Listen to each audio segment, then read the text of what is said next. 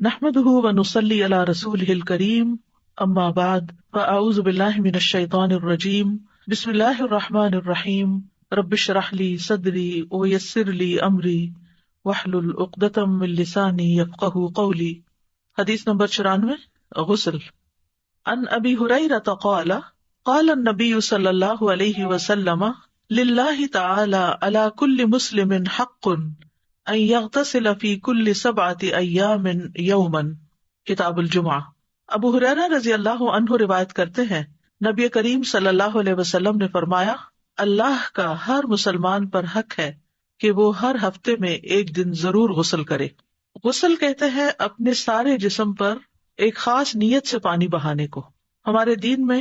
غسل کی بہت اہمیت ہے، خواہ وہ صرف طہارت حاصل کرنے کے لیے لیا جائے یا پھر صفائی کے لیے یا ٹھنڈک پہنچانے کے لیے یا ایکٹیو ہونے کے لیے۔ تو قرآن و سنت میں اس کی بہت اہمیت ہے اور اس پر زور دیا گیا ہے۔ جہاں تک قرآن مجید کا تعلق ہے تو اس میں خاص طور پر یہ آیت صاف ستھرا رہنے پر بہت ابھارتی ہے۔ سورۃ البقرہ کی آیت نمبر 222، ان اللہ یحب التوابین ویحب المتطہرین، بے شک اللہ خوب توبہ کرنے والوں سے محبت رکھتا ہے اور خوب پاک صاف رہنے والوں سے محبت رکھتا ہے۔ تو متطہر وہ ہوتا ہے جو پانی کے ساتھ اپنی نجاستوں کو صاف کرے اور خوب اچھی طرح صاف کرے۔ جہاں تک سنت کا تعلق ہے تو جیسے یہ حدیث آپ نے پڑھی، اسی طرح بخاری اور مسلم میں ایک اور حدیث بھی ہے، حق علی کل مسلم ان یغتسل فی کل 7 ایام یوما یغسل فیہ رأسہ وجسدہ، کہ ہر مسلمان پر لازم ہے کہ ہر 7 دن میں ایک دن ضرور غسل کرے، جس میں وہ اپنے سر کو بھی دھوئے اور اپنے جسم کو بھی دھوئے۔ تو یہاں حق کا مطلب یہ ہے کہ یعنی یہ بات لازم ہے، اور 7 دنوں میں ایک دفعہ نہانے سے مراد جمعے کے دن غسل کرنا ہے۔ تو جمعے کا غسل جو ہے اس میں ایک تو ثواب کی نیت ہو سکتی ہے کہ انسان اللہ کے رسول صلی اللہ علیہ وسلم کے حکم پر عمل کرتے ہوئے غسل کر رہا ہے۔ جمعہ کا دن خاص دن بھی ہے اور اس دن پاک صاف ہونا، خصوصاً غسل اور وضو کرنا، یہ بھی ایمان کی علامت ہے، یعنی پاک صاف ہونا ایمان کی علامت ہے، جیسے حدیث میں آتا ہے الطہور شطر الایمان۔ اور دوسرا یہ ہے کہ صاف ستھرا ہونے کے لیے، اپنے جسم سے میل کچیل دور کرنے کے لیے، اور اپنے جسم سے مختلف طرح کی بدبو جو ہے اس کو بھی زائل کرنے کے لیے غسل کرنا چاہیے، کیونکہ جسم کے اندر جو مختلف طرف سے ہم جراثیم لے لیتے ہیں، ہمارے جسم پر بیٹھ جاتے ہیں، تو وہ بہت سے امراض کا باعث بنتے ہیں۔ یعنی صرف کورونا ہی کے جراثیم نہیں ہوتے بلکہ اور بھی ہوتے ہیں۔ تو اس کے لیے ضروری ہے کہ انسان نہاتا رہے، اور خاص طور پر اگر کوئی ایسی وبا پھیلی ہوئی ہو اور لوگوں کے ساتھ انسان کا انٹریکشن ہو تو پھر زیادہ اس کے لیے فائدہ مند ہے نہانا، تاکہ اس کے جسم سے ایسی تمام چیزیں نکل جائیں، صاف ہو جائیں، اور اس کی خوشبو بھی اچھی ہو جائے، کیونکہ جسم کے اندر سے کچھ چیزیں ایسی نکلتی ہیں انسان کے کہ جس سے انسان کا جسم جو ہے وہ بدبودار ہو جاتا ہے، یعنی پسینہ وغیرہ سے۔ تو نہانے کی وجہ سے انسان کو ایک پاکیزگی اور تر و تازگی حاصل ہوتی ہے۔ اسی طرح یہ ہے کہ ایکٹیو ہونے کے لیے، کیونکہ بعض اوقات انسان کے اوپر سستی چھا جاتی ہے، جیسے سونے کے بعد یا تھکاوٹ کے بعد، تو انسان اگر غسل کر لیتا ہے تو اس کی ساری سستی دور ہو جاتی ہے۔ اسی طرح یہ ہے کہ انسان جب گھر سے باہر نکلتا ہے تو اس پر گرد و غبار بھی پڑتا ہے، تو اس کو دھونے کے لیے بھی حضرت عائشہ کہتی ہیں کہ جمعے کے لیے لوگ اپنے گھروں سے اور اوالی سے باری باری آتے تھے، اور وہ اونی عبائیں پہنے ہوئے ہوتے تھے، اور راستے میں ان پر گرد و غبار بھی پڑتا تھا، جس کی وجہ سے ان سے بو پھوٹتی تھی۔ تو ان میں سے ایک انسان رسول اللہ صلی اللہ علیہ وسلم کی خدمت میں حاضر ہوا، اور اس وقت آپ صلی اللہ علیہ وسلم میرے ہاں تشریف فرما تھے۔ تو رسول اللہ صلی اللہ علیہ وسلم نے فرمایا، کیا ہی اچھا ہو کہ تم لوگ اس دن کے لیے صاف ستھرے ہو جایا کرو، یعنی جمعہ کے لیے خاص طور پر۔ اوالی کہتے ہیں مختلف جو مدینہ کے آس پاس آؤٹ اسکرٹس میں چھوٹے چھوٹے گاؤں سے آباد تھے، تو وہ لوگ پیدل چل کے آتے، دھوپ میں آتے، اور بعض اوقات اگر سواری پر ہوتے جیسے گدھے وغیرہ کی یا اونٹ کی، تو جانوروں کے چلنے سے، زمین کے اوپر پاؤں مارنے سے بھی گرد و غبار اڑتا ہے، اور پھر وہ جسموں پہ جا کے بیٹھ جاتا ہے، سر غبار آلود ہو جاتا ہے۔ لیکن یہ کہ اگر انسان غسل کر کے گھر سے چلا ہو تو کم سے کم احتمال ہوتا ہے کہ انسان ایک ناپسندیدہ حالت میں مسجد میں داخل ہو، کیونکہ جمعہ کا اجتماع عام اجتماعات سے بڑا ہوتا ہے، اور جہاں جتنے زیادہ لوگ اکٹھے ہوں اور خصوصاً موسم گرمی کا ہو تو وہاں ایسی اسمیل ہوتی ہے جو دوسروں کو اذیت دیتی ہے۔ پھر اسی طرح یہ ہے کہ فرشتے بھی حاضر ہوتے ہیں بڑے اجتماعات میں، اور جمعے کے دن خاص طور پر، تو کوئی ایسا کام بھی نہیں کرنا چاہیے کہ جس سے فرشتوں کو اذیت ہو. اسی لیے مسجد میں پیاز اور لہسن اور مولی وغیرہ کھا کر آنے سے منع کیا گیا ہے، کیونکہ اس سے انسان کے منہ سے اور جسم سے اسمیل آتی ہے، اس کے پسینے میں بھی اور طرح کی اسمیل شامل ہو جاتی ہے، اور پھر وہ چیز فرشتوں کو اذیت دیتی ہے، اس لیے اس سے بھی بچنا چاہیے. اگلی حدیث، حدیث نمبر 95، وہ وضو کے متعلق ہے. وضو. عن ابی ہریرہ عن النبی صلی اللہ علیہ وسلم قال لا يقبل اللہ صلاۃ احدکم اذا احدث حتی یتودع. کتاب الحیل. ابو ہریرہ رضی اللہ عنہ نبی کریم صلی اللہ علیہ وسلم سے روایت کرتے ہیں، آپ نے فرمایا، اللہ تم میں سے کسی ایسے شخص کی نماز قبول نہیں کرتا جو بے وضو ہو یہاں تک کہ وہ وضو کر لے، یعنی اگر وضو نہیں تو وضو کر لے. وضو نماز کا لازمی جزو ہے. ابو ہریرہ رضی اللہ عنہ سے روایت ہے، وہ کہتے ہیں کہ رسول اللہ صلی اللہ علیہ وسلم نے فرمایا، جس کا وضو نہیں اس کی نماز نہیں. تو نماز ایک فریضہ ہے، اور اگر یہ فریضہ اپنی شرائط کے بغیر انسان ادا کر رہا ہے تو وہ فریضہ ادا ہی نہیں ہوتا، چاہے وہ بظاہر ایک نماز والا ہی ایکشن کر رہا ہے، اس کا وہ ایکشن صرف ایکشن ہی ہوگا، اس سے فائدہ نہیں ہوگا اس کو. ایک اور روایت میں آتا ہے، سنن نبی داؤد کی ہے، نبی صلی اللہ علیہ وسلم نے فرمایا، اللہ عز و جل خیانت کے مال سے کوئی صدقہ قبول نہیں کرتا، اور نہ ہی بغیر وضو کے کوئی نماز قبول کرتا ہے. اور وضو کرنا جو ہے وہ، یا طہارت حاصل کرنا نماز سے پہلے، وہ نماز کی کنجی ہے. لیکن وضو پر محافظت مومن ہی کرتا ہے. رسول اللہ صلی اللہ علیہ وسلم نے فرمایا، مومن کے سوا کوئی بھی ہرگز وضو کی حفاظت نہیں کرتا.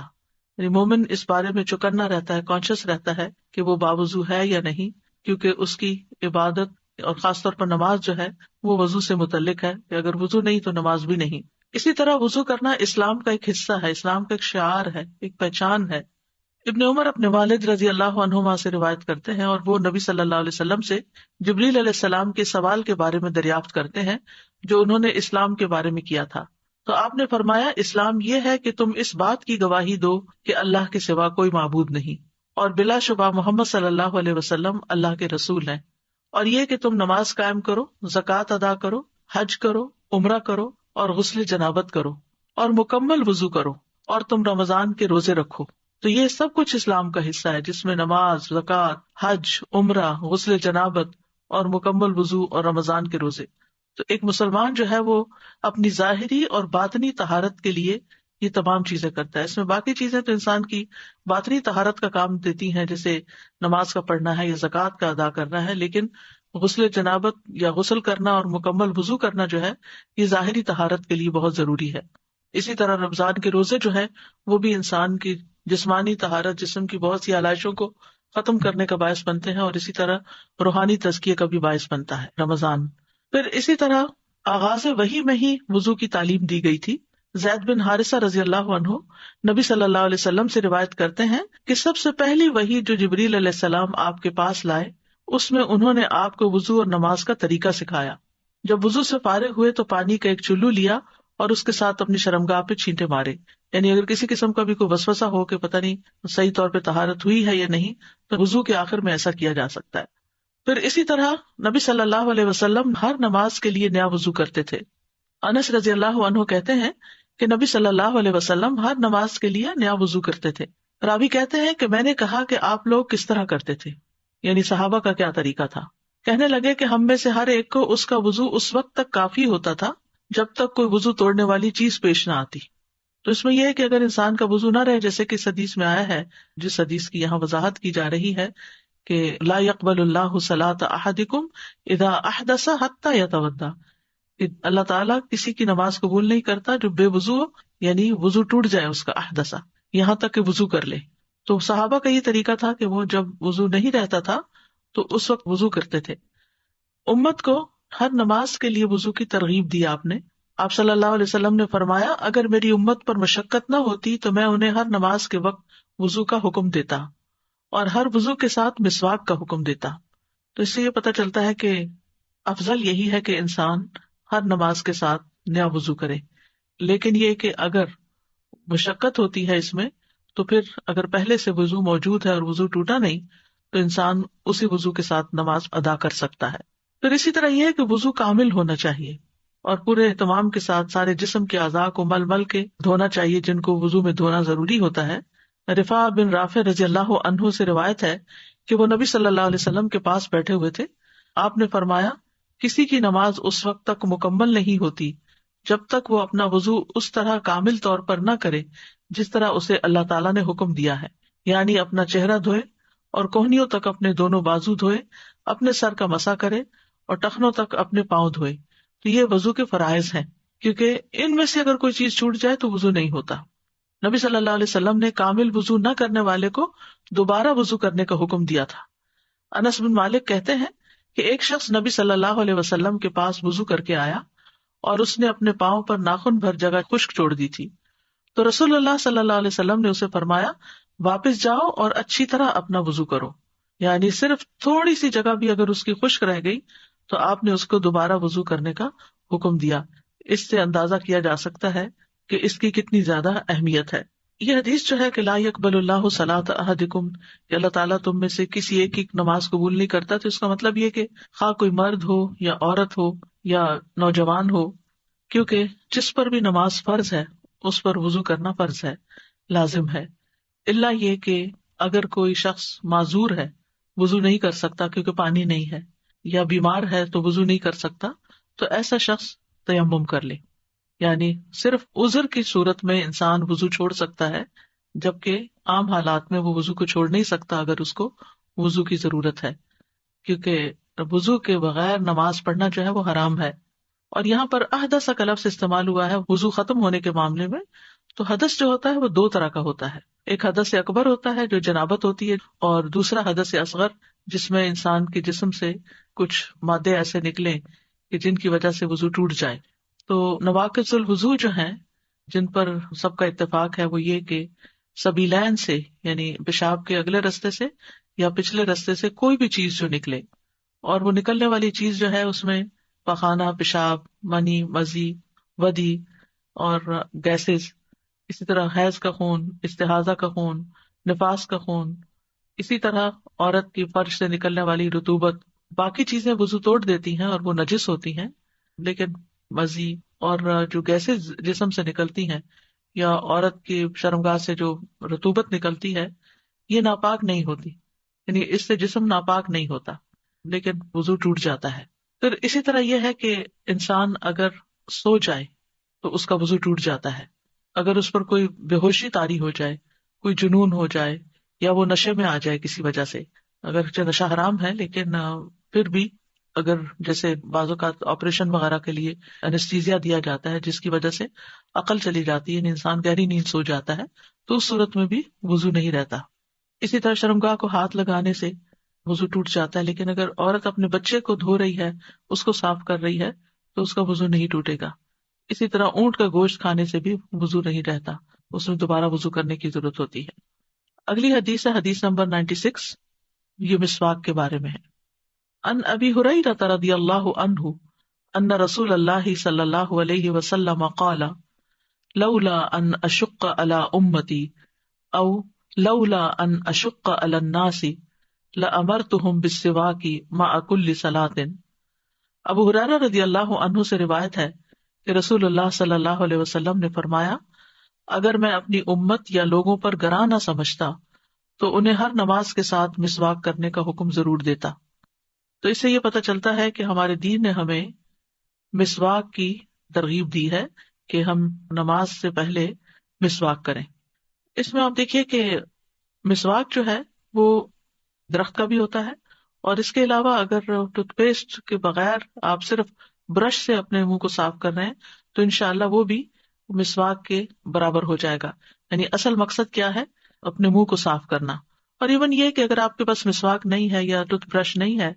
تو آپ انگلی کے ساتھ اپنے منہ کو اچھی طرح اپنے دانتوں کو صاف کریں، اور اگر مسواک ہے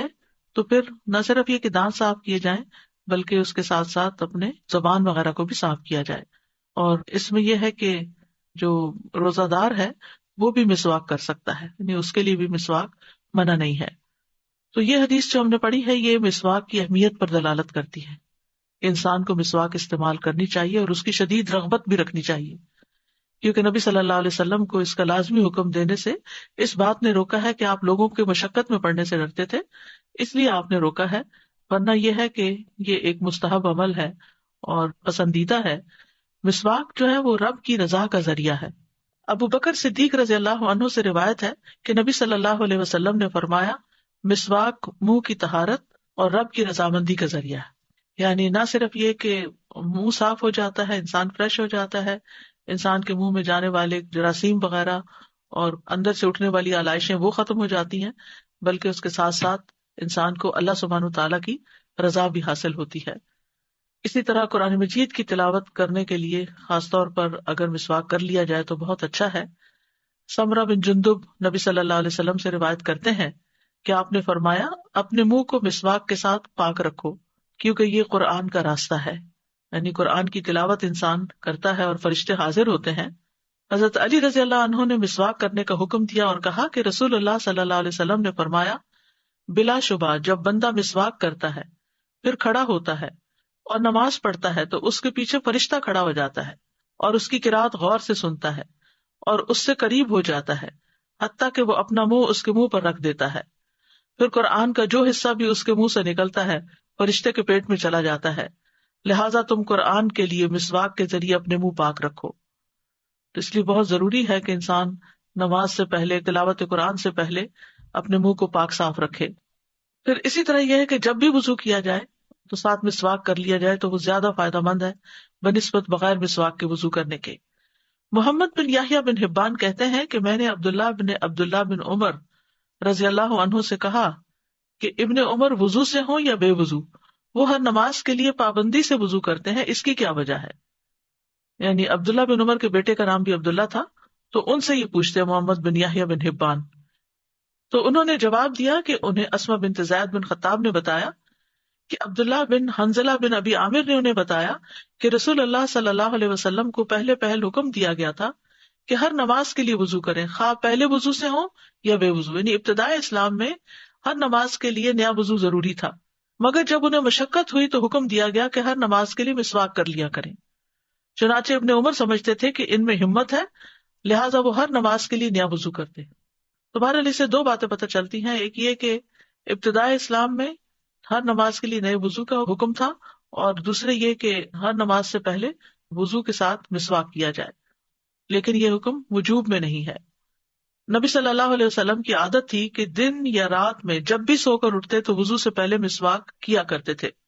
اسی طرح حذیفہ رضی اللہ عنہ سے روایت ہے، وہ کہتے ہیں کہ جب رسول اللہ صلی اللہ علیہ وسلم تہجد کے لیے کھڑے ہوتے تو اپنا منہ مسواک سے اچھی طرح صاف فرماتے، کیونکہ اس میں آپ کی لمبی قرات ہوتی تھی، اور جیسا کہ ابھی ہم نے پڑھا کہ فرشتہ حاضر ہوتا ہے اور اپنا منہ قرآن پڑھنے والے کے منہ پر رکھ دیتا ہے، تو اس صورت میں منہ کا پاک صاف ہونا بہت ضروری ہے، ورنہ فرشتے جو ہیں وہ گندگی سے اور بیڈ اسمیل سے نفرت کرتے ہیں اور اذیت محسوس کرتے ہیں۔ پھر اسی طرح ابن عباس تو کہتے ہیں کہ رسول اللہ صلی اللہ علیہ وسلم رات کو 2 رکعت نماز پڑھ کر سلام پھیرتے اور مسواک کرتے، یعنی اتنی زیادہ ان کے ہاں اہمیت تھی کہ ہر 2 رکعت کے بعد تازہ مسواک کرتے۔ اسی طرح صحابہ کا عمل بھی یہ رہا ہے کہ وہ وضو کے ساتھ مسواک کیا کرتے تھے۔ زید بن خالد جوہنی سے مروی ہے، وہ کہتے ہیں کہ میں نے رسول اللہ صلی اللہ علیہ وسلم کو فرماتے ہوئے سنا، اگر میری امت کے لیے مشقت نہ ہوتی تو میں انہیں ہر نماز کے وقت مسواک کا حکم دیتا، یعنی میں ان کو پابند کر دیتا۔ ابو سلمہ کہتے ہیں پھر میں نے دیکھا کہ زید رضی اللہ عنہ مسجد میں بیٹھے ہوتے تھے اور مسواک ان کے کان پر رکھی ہوتی تھی، جیسے کسی کاتب کا قلم اس کے کان پر ہوتا ہے، تو جب نماز کے لیے اٹھتے تو مسواک کر لیتے۔ یعنی اتنا زیادہ وہ نمازوں سے پہلے وضو اور مسواک کا خاص طور پر اہتمام کیا کرتے تھے۔ ہم سب کو اس بات پر توجہ دینی چاہیے کہ اگر ہم صرف ان چھوٹی چھوٹی سنتوں پر ہی عمل کر لیں تو اجر و ثواب تو اپنی جگہ ہے، اللہ کی رضا بھی ہے، لیکن اس کے ساتھ ساتھ ہم دنیا کے کتنے مسائل سے بچ سکتے ہیں، کتنی بیماریوں سے پریونشن ہو سکتی ہے، اور کتنی تکلیفوں سے ہم نجات پا سکتے ہیں، کیونکہ بہت ساری بیماریاں معدے سے شروع ہوتی ہیں، اور معدے سے جو کچھ جاتا ہے وہ منہ کے راستے جاتا ہے، اور اگر منہ صاف ہوگا تو معدے میں صاف ستھری طیب چیز پہنچے گی، اور اگر منہ گندا ہوگا تو پھر منہ کی علائشیں ساتھ کھانے کے مل کے معدے میں اتریں گی، جس کی وجہ سے مزید بیماریاں پیدا ہوں گی۔ اور اس کے علاوہ دنیاوی فائدے بھی بہت ہیں. دانت صاف ہوتے ہیں تو دانت چمکتے ہیں، دانتوں میں بیکٹیریا نہیں لگتا، گمز صاف ہوتے ہیں. اب ٹنگ کلینرز الگ طور پہ بنے ہیں، حالانکہ اگر پراپر مسواک لیا جائے اور اس کو چبا کر نرم کر لیا جائے تو اس سے زبان صاف کی جا سکتی ہے. حتیٰ کہ نبی صلی اللہ علیہ وسلم جب